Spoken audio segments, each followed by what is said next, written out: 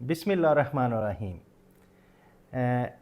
कल मुझे इन्फॉर्म किया इंस्टीट्यूट ऑफ टैक्स प्रोफेशनल्स ने कि एक नया एसआरओ आया है, एसआरओ नंबर 55 2025 का, जो कि 24 जनवरी 2025 में आया। तो इस पे ज़रा हमें एक्सप्लेनेशन दे दें। तो मैं मशकूर हूँ इंस्टीट्यूट ऑफ टैक्स प्रोफेशनल्स का, जिन्होंने मुझे अगेन इनवाइट किया और इस काबिल समझा कि मैं इसको एक्सप्लेन कर सकूँ। मैंने जब इसको डिटेल स्टडी की तो इससे ये पता चला कि जो सेल्स टैक्स रिटर्न फाइल करने वाले लोग हैं उनकी डॉक्यूमेंटेशन और बढ़ गई है। अब उनको एक एनेक्स्चर H1 फाइल करना पड़ेगा, जिसमें उनको अपनी पूरी स्टॉक की पोजीशन देना पड़ेगी। पहले एनेक्स्चर H फाइल वो लोग करते थे जिन्होंने रिफ़ंड लेना होता था कि उसमें अपनी स्टॉक स्टेटमेंट देते थे ताकि उसमें रिफ़ंड की पोजीशन आ जाए और ऑटो रिफ़ंड उनका मिल जाता था। इसी तरह एक और एनेक्स्चर जे है जो प्रोडक्शन के रिलेटेड है। तो उसमें प्रोडक्शन का डाटा जो है एनेक्स्चर जे में पहले देती थी बड़ी कारपोरेशन। कुछ लोगों के लिए कंपलसरी था कि उन्होंने देना है, लेकिन सब ने नहीं देना।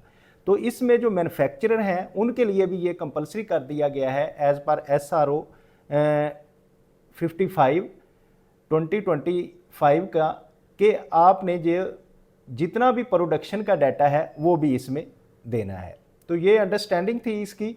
अब मैं आपको डिटेल में ये बताता हूँ कि फेडरल बोर्ड ऑफ रेवेन्यू ने ये नोटिफिकेशन इशू किया है 24 जनवरी 2025 को।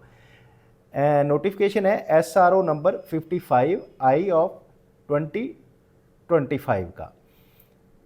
In exercise of the power conferred by subsection 1 of section 50 of the Sales Tax Act 1990 के जो एम्पावर करता है बोर्ड को सेक्शन 50 के वो कोई SRO इशू कर दे, एंड रीड विद सेक्शन 26 जो कि सेल्स टैक्स की रिटर्न का सेक्शन है। यानी कि ये एक तो बोर्ड ने इनको एम्पावर किया कि आप कर सकते हैं, फिर क्योंकि रिटर्न में चेंजेस है तो इसलिए read with 26.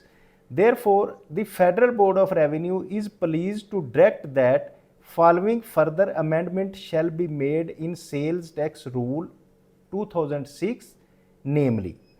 तो अब कौन से सेल्स टैक्स के जो रूल्स हैं 2006 उनके लिए उनमें थोड़ी सी अमेंडमेंट करनी है। तो वो क्या अमेंडमेंट है? In the aforesaid rule in rule 14 in sub rule 1 क्या होगी? For the proviso of the following shall be substituted, namely कि ये उसमें चेंज की जाएगी। Provided that all registered manufacturer making a supply of taxable goods shall furnish in annexure J of the monthly return detail of goods manufactured or produced and goods supplied। कि जितने भी manufacturer हैं, पहले तो specific होते थे जिसका standing order issue होता था, जर्नल ऑर्डर इशू होता था कि वो लोग जो हैं इसको एनेक्स्चर जे फाइल करेंगे। लेकिन अब तमाम प्रोड्यूसर मैन्युफैक्चरर जो भी मैन्युफैक्चरिंग कर रहे हैं वो क्या करेंगे कि अपना एनेक्स्चर जे फाइल करेंगे जिस अपनी मंथली सेल्स टैक्स रिटर्न में, जिसमें वो जितनी भी गुड्स मैन्युफैक्चर्ड हुई हैं या प्रोड्यूस हुई हैं और फिर वो आगे जाके सप्लाई की हैं उनकी डिटेल देंगे। Provided further that all registered commercial importers, पहली बात हो रही थी सिर्फ मैन्युफैक्चरर की, अब इसमें तमाम जो कमर्शियल इंपोर्टर्स हैं, डिस्ट्रीब्यूटर्स हैं, होलसेलर हैं, making supply of taxable goods shall furnish in annexure H1। ये एक नया एनेक्स्चर इसमें इंट्रोड्यूस होगा। पहले एनेक्स्चर H था जो रिफंड लेते थे वो फाइल करते थे, लेकिन एक नया एनेक्स्चर होगा। तो तमाम जो कमर्शियल इंपोर्टर हैं, डिस्ट्रीब्यूटर हैं, होलसेलर हैं, making a supply of taxable goods, almost सारे लोग आ गए जो भी टैक्सेबल सप्लाईज कर रहे हैं वो एनेक्स्चर H1 फाइल करेंगे of monthly return detail of such goods purchase are imported and goods supplied, कि जिसमें सारी डिटेल दी जाएगी कि कितनी गुड्स उन्होंने परचेज की या कितनी गुड्स उन्होंने इंपोर्ट की और फिर उनको कितना सप्लाईज किया।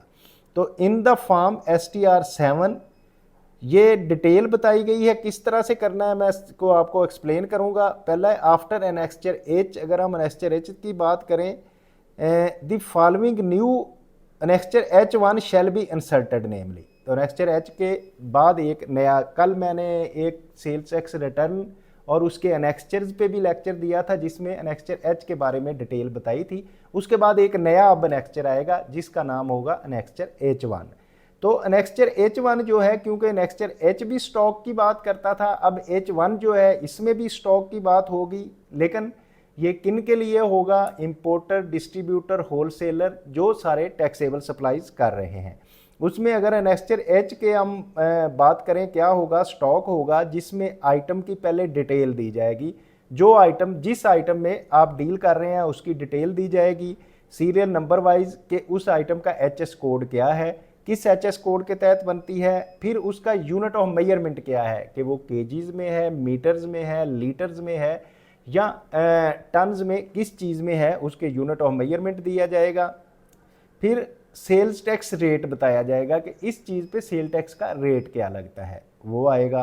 मतलब स्टैंडर्ड रेट है तो फिर 18% होगा, अगर रिड्यूस रेट है तो फिर कम होगा, अगर ज़्यादा है तो फिर वो भी लगाया जाएगा।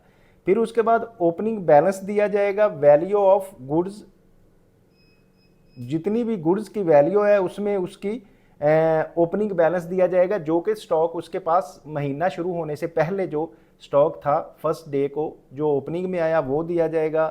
फिर क्वांटिटी ऑफ गुड्स, पहले तो वैल्यू के साथ दिया जाएगा, फिर क्वांटिटी के साथ दिया जाएगा। देन फिर जो क्वांटिटी परचेज की जाएगी या इंपोर्ट की जाएगी ड्यूरिंग द मंथ, तो उनकी भी ऐसे ही पहले वैल्यू आएगी, वैल्यू ऑफ गुड्स, और देन क्वांटिटी ऑफ गुड्स।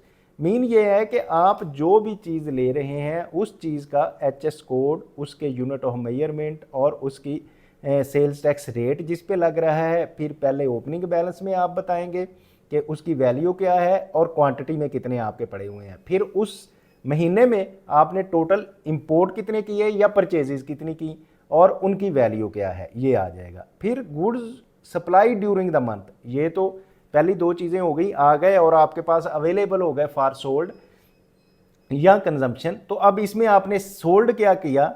पहले तो डोमेस्टिक टैक्सेबल सप्लाईज, जो आपने डोमेस्टिक टैक्सेबल सप्लाईज की मुल्क के अंदर ही बेची, उनमें वैल्यू ऑफ गुड्स आ जाएंगी कि उनकी वैल्यू कितनी थी और क्वांटिटी ऑफ गुड्स कितनी थी। ये तो डोमेस्टिक आएगा कि कितनी क्वांटिटी और वैल्यू आपने बेची। इससे अब क्वांटिटी आपके पास, क्योंकि ओपनिंग बैलेंस प्लस परचेजेस की थी जो अवेलेबल फॉर सेल थी, उसमें से आपने सोल्ड कर दी। अब सोल्ड होगी तो बाकी क्लोजिंग भी बच जाएगा, यकीनन आगे आएगा। तो इसी तरह एक तो आपने बेच दी जो टैक्सेबल गुड्स थी, फिर आपके पास एग्जेम्प्ट गुड्स भी कुछ हो सकती हैं, तो एग्जेम्प्ट गुड्स की भी ऐसे ही वैल्यू और क्वांटिटी आएगी। ये एग्जेम्प्ट गुड्स इधर मेंशन करने का मकसद ये है क्योंकि टैक्स जो होता है वो हमेशा टैक्सेबल गुड्स पे होता है, एग्जेम्प्ट गुड के अगेंस्ट आप इनपुट टैक्स एडजस्ट नहीं कर सकते, उतना आपको इनएडमिसिबल करना पड़ेगा।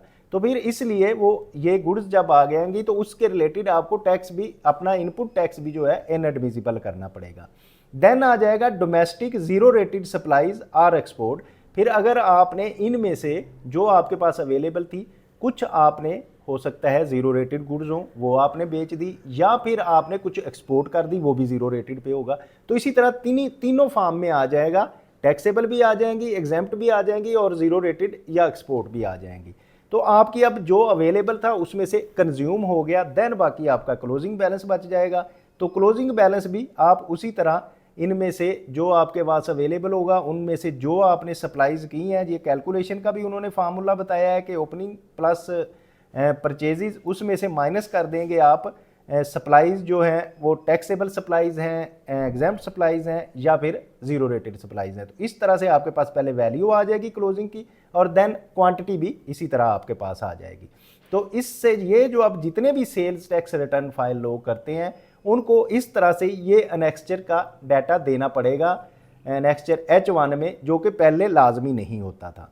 अब जब एनेक्स्चर H1 कंप्लीट हो गया तो हमारा जो सेकंड पार्ट था उसमें था एनेक्स्चर J। एनेक्स्चर J पहले जैसे मैंने आपको बताया कि कुछ फर्म्स के लिए, कुछ कारपोरेशन के लिए ज़रूरी था, लेकिन अब जितने भी मैन्युफैक्चरर हैं सब के लिए कंपलसरी कर दिया गया है। तो उसमें क्या होगा, for the existing annexure J जो पहले से है, the following shall be substituted namely, तो उसको इस तरह से हम सब्स्टिट्यूट कर देंगे रूल्स में कि एनेक्स्चर J जो है वो प्रोडक्शन डाटा के रिलेटेड था, तो अब उसका इस तरह से वो बनाना होगा। तो उसमें क्या है जी, प्रोडक्शन डाटा एनेक्स्चर J आ जाएगा। तो अब इसमें क्या क्या चीज़ें आपने देनी है, तो इसमें यकीनन आप जो प्रोड्यूस कर रहे हैं उसकी बताएंगे। पहले तो सीरियल नंबर आएगा, फिर एचएस कोड जो आपकी प्रोडक्ट है जो आप बना रहे हैं उसके बारे में बताया जाएगा। फिर डिस्क्रिप्शन क्या है उसकी, डिस्क्रिप्शन बताएंगे आप, वो यार्न है, वो पीवीसी है, वो ऑटो पार्ट्स का कोई मैन्युफैक्चर होने के लिए कोई चीज़ है, वो सारी बताई जाएगी। फिर यूनिट ऑफ मेजरमेंट कि उसको किस में मैयर किया जाएगा, मीटर्स में मैयर किया जाएगा, उसको ग्राम्स में किया जाएगा, ऑन्स में किया जाएगा, डजन्स में किया जाएगा, टन्स में किया जाएगा, यूनिट ऑफ मेजरमेंट देंगे। तो अब इसमें भी जो प्रोडक्शन डाटा है, अब पहली बात आ गई प्रोडक्शन डाटा की। तो प्रोडक्शन डाटा जो था उसमें आपने ओपनिंग स्टॉक बताना है उस चीज़ का कि quantity in opening stock, opening stock में आपके पास क्वांटिटी क्या थी जब मंथ शुरू हुआ, क्योंकि इसका टैक्स पीरियड 1 महीने के लिए होता है। तो आपने 1 महीने का वो बताना होगा कि आपके पास ओपनिंग स्टॉक क्या था उस मंथ के शुरू में, जो आपके क्वांटिटी वाइज, और फिर उसकी वैल्यू ऑफ ओपनिंग स्टॉक, दोनों चीज़ें आ जाएंगी, क्वांटिटी भी आ जाएगी, वैल्यू भी आ जाएगी। देन जो आपने क्वांटिटी प्रोड्यूस की उस स्पेसिफिक एक टैक्स पीरियड में, 1 मंथ में आपने जितनी प्रोडक्शन की, तो प्रोडक्शन में भी क्वांटिटी प्रोड्यूस आ जाएगी, और फिर क्वांटिटी आपने जो उसमें उसकी जो वैल्यू है प्रोडक्शन की बनेगी वो आ जाएगी। देन आपकी ये तो प्रोडक्शन हो गई, आपके पास ओपनिंग बैलेंस भी है, प्रोडक्शन भी है। तो अब इनको मिलाएंगे तो आपके पास आ जाएगा अवेलेबल फॉर सेल। तो अवेलेबल फॉर सेल में से आप सप्लाई करेंगे, सप्लाईज की जो है वो क्वांटिटी सप्लाइड लोकली, आपने लोकल कितनी सप्लाई की है, वैल्यू ऑफ सप्लाई लोकली क्या होगी, क्वांटिटी एक्सपोर्टेड कितनी है, और वैल्यू ऑफ एक्सपोर्ट कितनी है, ताकि वो आपकी ज़ीरो रेटेड गुड्स भी उसमें आ जाएं कि जिसका आपने अगर रिफ़ंड लेना है तो रिफ़ंड की क्या बनेगी, और अगर आपने लोकल सप्लाई की है तो उसका आउटपुट टैक्स क्या बनेगा। तो इस तरह से आपके पास जब ये अवेलेबल में से आप सप्लाई निकाल देंगे, देन आपके पास आ जाएगा क्लोजिंग स्टॉक, क्लोजिंग बैलेंस। तो क्लोजिंग बैलेंस वही होगा कि जितना आपके पास अवेलेबल है उसमें से आप सप्लाईज निकाल देंगे। सप्लाईज निकालने के बाद आपको क्वांटिटी क्लोजिंग बैलेंस की और उसकी वैल्यू आ जाएगी। तो ये हमारा जो सेल्स टैक्स का एसआरओ है, जिसकी वजह से मैं समझता हूँ कि इसके इफ़ेक्ट्स क्या होंगे। इसके पहली बात तो इफ़ेक्ट ये होगा कि सेल्स टैक्स रिटर्न का जो है डॉक्यूमेंटेशन बढ़ जाएगी, थोड़ी बहुत नहीं बढ़ेगी, काफ़ी ज़्यादा बढ़ जाएगी। कि पहले जो स्टॉक की पोजीशन उसमें रिटर्न का हिस्सा नहीं थी, लेकिन अब उसमें सारी चीज़ें ये जो होंगी ये रजिस्टर्ड पर्सन को मैनेज करना पड़ेंगी कि कितनी क्वांटिटी में चीज़ आ रही है और कितनी क्वांटिटी में वो बेच रहे हैं, और वैल्यू क्या आ रही है और कितने में बिक रहा है। तो इस तरह से बहुत सारी डॉक्यूमेंटेशन जो है वो बढ़ जाएगी इसकी रजिस्टर्ड पर्सन की, जिनमें अनेक्चर एच की अगर हम बात करें H1 की, तो उसके लिए उसमें तमाम commercial importer, distributor, wholesaler, making supply of taxable goods, उनके लिए सारा इसकी डिटेल बन जाएगी। और अगर हम अनेक्चर जे की बात करें तो उसमें जितने भी मैन्युफैक्चरर हैं, यकीनन मैन्युफैक्चरर पहले सेल टैक्स रिटर्न में ये सारी चीज़ें नहीं देते थे, तो उनकी डॉक्यूमेंटेशन इस हवाले से भी बहुत बढ़ जाएगी।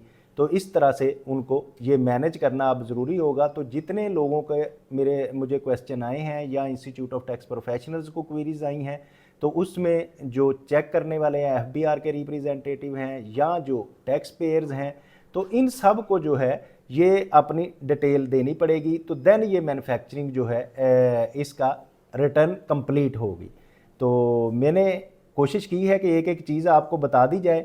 तो अब ये क्योंकि जब से एसआरओ आ जाता है तो देन वो उस वक्त से लागू हो जाता है। मेरा ख्याल है दिसंबर की रिटर्न फाइल हो गई है, अब जनवरी की जो रिटर्न फाइल करेंगे उनको ये चीज़ें देनी पड़ेंगी। तो वो सारी चीज़ें इनका जो टैक्स पेयर है अभी से ही रजिस्टर्ड पर्सन जो है इसका इंतज़ाम करे और इन कॉलम्स के मुताबिक अपना डाटा मैनेज करे।